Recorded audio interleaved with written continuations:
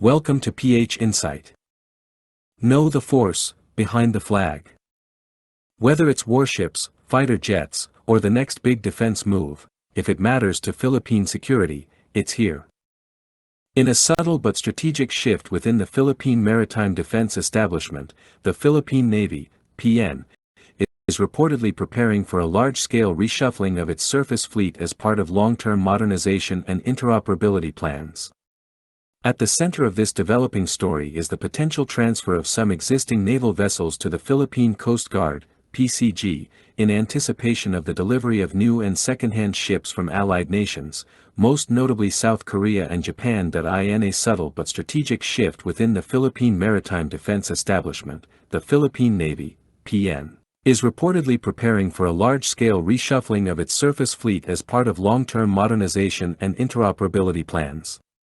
At the center of this developing story is the potential transfer of some existing naval vessels to the Philippine Coast Guard, PCG, in anticipation of the delivery of new and second-hand ships from allied nations, most notably South Korea and Japan. While still in the planning and assessment phase, the move reflects a broader recalibration of fleet readiness, infrastructure, and maritime security roles among the country's seaborne services. Defense officials and insiders say the objective is to optimize the Navy's operational focus while simultaneously boosting the Coast Guard's patrol and response capabilities in line with growing national security challenges in Philippine waters, especially in the West Philippine Sea. According to sources familiar with internal discussions, the rationale for transferring older Philippine Navy ships to the PCG is logistical as well as strategic. The Navy is expecting a new wave of modern vessels, including brand-new ships from South Korea and potentially several combat-capable assets from partner nations under excess defense cooperation programs. To accommodate these incoming ships, existing naval facilities, particularly in Subic, Sangley Point, Cavite, and Puerto Princesa, need to be decongested. Older Navy vessels, particularly those that no longer meet combat readiness standards but remain seaworthy, are being eyed for reassignment to the PCG. This approach mirrors previous reassignments, such as the BRP Emilio Aguinaldo, PG-140, which served under the Navy but was later retired without reassignment. This time, however, the intent is to give aging Navy ships a second life as Coast Guard patrol vessels for non-combat missions like law enforcement, search and rescue, and humanitarian response. One of the key drivers of this development is the pending delivery of new naval assets from South Korea, the Philippines' close strategic and defense partner.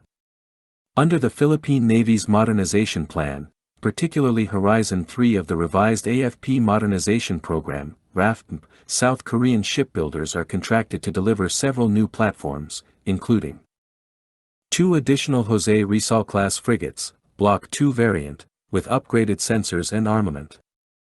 A new class of corvettes and landing platform docks, LPDs.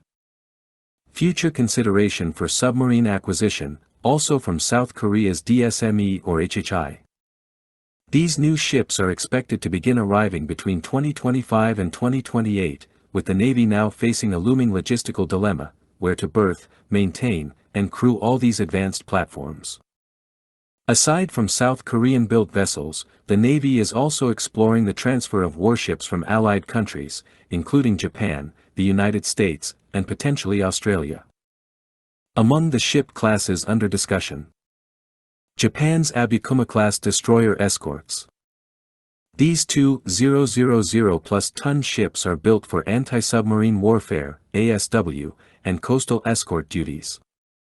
They feature a helicopter landing pad, ASW rockets, and torpedoes, offering high value in maritime patrols.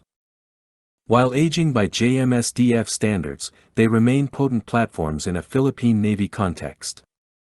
Hayabusa-class fast attack craft. Designed for high-speed interdiction, these missile boats could fill a critical gap in the PN's response capability in the West Philippine Sea. Though missiles would be removed prior to transfer due to Japan's export laws, the vessels can be rearmed with third-party systems. U.S. Navy decommissioned patrol ships. Ships such as the Cyclone-class and other decommissioned U.S. vessels have been offered under Excess Defense Articles, EDA.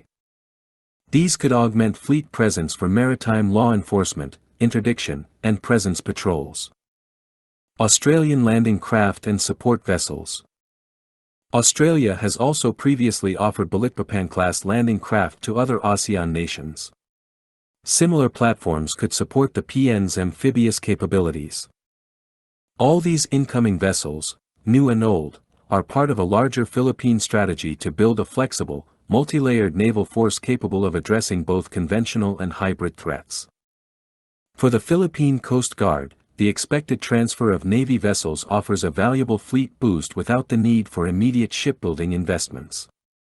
The PCG currently operates dozens of Japanese-built 44-meter patrol vessels and French-made 84-meter offshore patrol ships, but the demand for surface presence across the country's archipelagic waters continues to exceed capacity.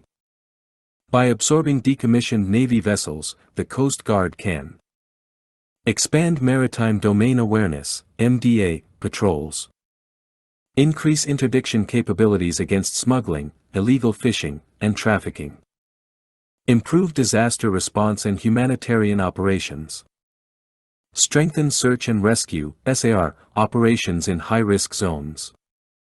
Of course, this will also require upgrades in training, maintenance, and logistical support within the PCG. Not all Navy ships are suited for Coast Guard tasks, so selection criteria will be critical. Interestingly, the Navy had already planned midlife upgrades for some of its older surface assets, even before the extent of incoming ship transfers became clear. These upgrades included enhancements in communications systems, sensors, propulsion repairs, and limited weapons modernization. But with space, manpower, and budget constraints now in play, top defense planners may redirect those upgrade efforts toward newer ships instead, especially if Allied donations exceed initial expectations. If several combat-ready platforms arrive from Japan or elsewhere, the need to invest further in aging vessels may be reduced, but with space, manpower, and budget constraints now in play, top defense planners may redirect those upgrade efforts toward newer ships instead, especially if Allied donations exceed initial expectations. If several combat-ready platforms arrive from Japan or elsewhere, the need to invest further in aging vessels may be reduced. According to Defense Insiders, the Department of National Defense, DND, has issued a directive to conduct a full fleet review, balancing incoming capabilities against current inventory, infrastructure, and personnel readiness. The potential redistribution of assets fits into a broader, fleet transformation strategy that has been quietly taking shape within the Navy. The plan involves consolidating combat assets into more modern, interoperable squadrons.